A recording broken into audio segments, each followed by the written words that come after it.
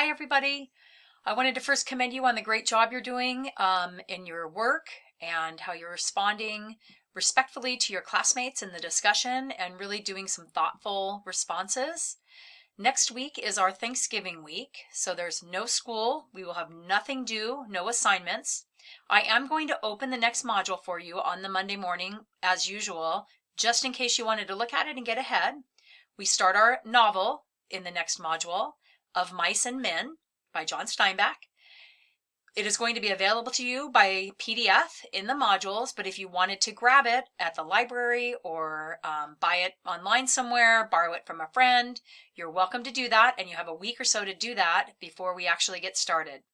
Nothing will be due in this class until the week of November 29th. So, but the module will be open for you to look at the material, and if you'd like to go ahead, you're welcome to do so. Enjoy your holiday. Have a great week off.